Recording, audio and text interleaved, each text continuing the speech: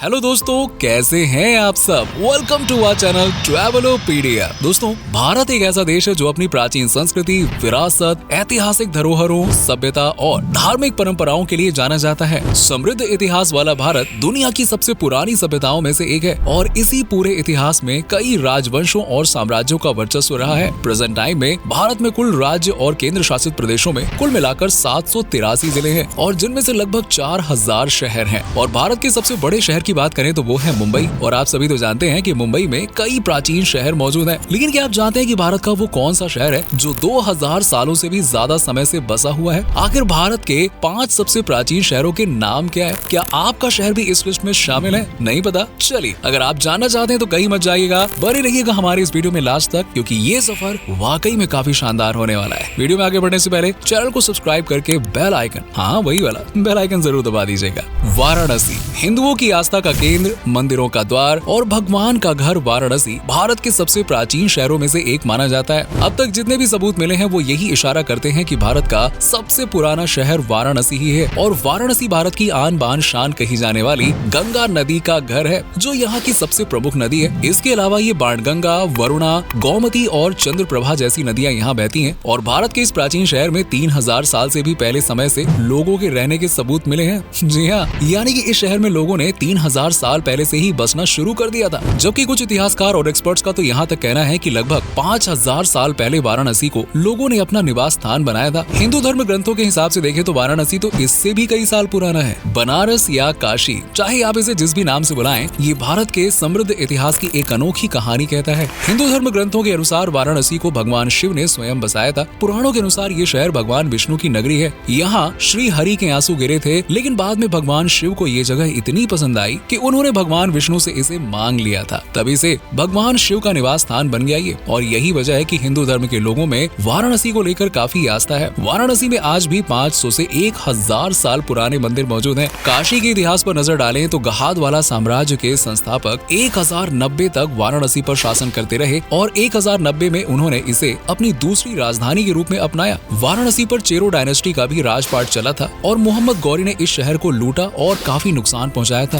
काशी में हिंदुओं का पवित्र स्थान काशी विश्वनाथ है और गंगा नदी के तट पर होने वाली गंगा आरती आए है, इसका तो क्या ही कहना। अपने आप में ये साक्षात तीर्थ का अनुभव है। और आपको बता दें कि वाराणसी में मौजूद नदियां वरुणा और अस्सी के चलते इस शहर को ये नाम मिला है। प्राचीन समय में संस्कृत पढ़ने के लिए लोग दूर दराज से यहाँ पे आया करते थे। भारत के इस प्राचीन शहर में आपको मंदिरों के साथ साथ कई टूरिस्ट स्पॉट भी देखने को मिलेंगे। वाराणसी की सुबह भगवान की आरती से शुरू होती है और दिन खत्म होता है भगवान के प्रसाद के साथ। इस सुंदर नगरी को देखने के लिए हर साल लाखों की संख्या में पर्यटक आते हैं। खासकर हिंदुओं के त्योहार में तो इस नगर की तस्वीर ही बदल जाती है। नेक्स्ट है उज्जैन। दोस्तों, 12 साल में एक बार लगने वाला कुंभ मेला प्रयागराज, हरिद्वार और नासिक के साथ साथ उज्जैन में भी लगता है, जिसमें देसी विदेशी पर्यटक श्रद्धालुओं की भारी भीड़ नजर आती है। अघोरी, साधु, तपस्वी कुंभ के मेले में बड़ी संख्या में नजर आते हैं। ऐसा कहा जाता है कि कुंभ का मेला दुनिया का एकमात्र ऐसा मेला है जिसमें इतनी भीड़ होती है कि वो भीड़ स्पेस से भी नजर आती है। मध्य प्रदेश में बसा उज्जैन शिप्रा नदी के तट पे मौजूद है और कुंभ मेले के दौरान नदी के किनारे डुबकी लगाते श्रद्धालुओं को देखना अपने आप में एक अद्भुत नजारा होता है। प्राचीन समय में सबसे ऊपर रहने वाला उज्जैन आज हिंदुओं के प्रमुख तीर्थ स्थलों में से एक है। मंदिरों की नगरी के नाम से मशहूर उज्जैन में कई पुराने मंदिर मौजूद हैं, जिनमें से एक है महाकालेश्वर ज्योतिर्लिंग, जो कि उज्जैन शहर के बिल्कुल बीचों बीच बसा हुआ है। और उज्जैन के इतिहास पर नजर डालें तो 19वीं शताब्दी तक फलता फूलता ये शहर 600 BC के लगभग तक अवंती साम्राज्य की राजधानी हुआ करता था। उस दौर में उज्जैन को सांस्कृतिक, राजनीतिक और साहित्य का केंद्र माना जाता था। लेकिन जब अंग्रेज आए तो हिंदुओं की आस्था का ये केंद्र काफी हद तक पिछड़ गया। लेकिन आज के टाइम में प्रधानमंत्री नरेंद्र मोदी जी के स्मार्ट शहरों की लिस्ट में से एक उज्जैन शहर भी है। और उज्जैन ने कई साम्राज्यों को बनते और बर्बाद होते देखा है। मौर्य साम्राज्य, गुप्त साम्राज्य, दिल्ली सल्तनत और मराठाओं का उदय और फिर पतन, ये सब कुछ देखा है। उज्जैन को डाई पेंटेड कपड़ों के लिए भी पहचाना जाता है। इसके अलावा यहाँ संत रोमी का मकबरा भी मौजूद है। भारत के इस अद्भुत प्राचीन मंदिर को कालिदास की नगरी के नाम से भी जाना जाता है, क्योंकि महाकवि कालिदास प्राचीन समय में सम्राट विक्रमादित्य के दरबार के नवरत्नों में से एक हुआ करते थे और कालिदास को उज्जैन से एक अलग ही लगाव था।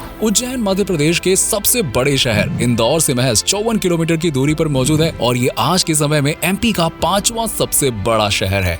नेक्स्ट है मदुरई। दक्षिण भारत के सबसे समृद्ध और खूबसूरत राज्यों में से एक तमिलनाडु में बसा मदुरई भारत के सबसे प्राचीन शहरों की लिस्ट में तीसरे नंबर पे आता है। वैगई नदी के किनारे बसा ये शहर न सिर्फ सुंदर है बल्कि शांति और आस्था के लिए मशहूर भी है। मदुरई नाम की बात करें तो ये मधुरा शब्द से बना है जिसका मतलब होता है मिठास। इस शहर में हिंदुओं के कई प्राचीन और नए मंदिर मौजूद हैं जिनमें हर समय भीड़ भाड़ देखने को मिलती है। मदुरई शहर के बारे में कहा जाता है कि इस नगरी पर खुद भगवान शंकर ने अमृत वर्षा की थी। मदुरई को कुंडल मानगरम या फिर ठोंगा नगरम के नाम से भी जाना जाता है जिसका मतलब होता है कभी न सोने वाली नगरी। और यही वजह है कि दिन हो या फिर रात मदुरई हमेशा जागा ही रहता है। इतिहास के पन्नों को पलटा जाए तो पता चलता है कि मदुरई 3री शताब्दी ईसा पूर्व में भी मौजूद था। इब्न बतूता और मार्को पालो ने भी अपनी यात्रा में मदुरई की समृद्धि का जिक्र किया है। साथ ही कई पुरातात्विक सबूत भी इस बात की गवाही देते हैं कि मदुरई शहर सबसे प्राचीन शहरों में से एक है। 3री शताब्दी में मदुरई में व्यापार के सबूत भी मिलते हैं और इस शहर में चोला, पांड्य, मदुरई सल्तनत और विजयनगर साम्राज्य का वर्चस्व रहा है। साथ ही इस शहर पर अंग्रेजों ने भी अच्छा खासा राजपाट चलाया है। मदुरई को काफी खुशहाल और समृद्ध शहरों में से एक माना जाता है जहां आज अलग ही शांति का एहसास किया जा सकता है। मौजूद मंदिरों में बजती घंटियां लोगों का मन शांत कर देती है। कई मंदिरों में से एक है मीनाक्षी मंदिर जिसे 7वीं शताब्दी में बनाया गया था और आज तक ये हिंदुओं की आस्था का केंद्र बना हुआ है। मदुरई घूमने आने वाले लोग मीनाक्षी मंदिर के दर्शन करना कभी नहीं भूलते हैं। मदुरई शहर की हैरान कर देने वाली वास्तुकला तो है ही, साथ ही यहाँ के खाने का स्वाद है अच्छों को दीवाना बना देता है।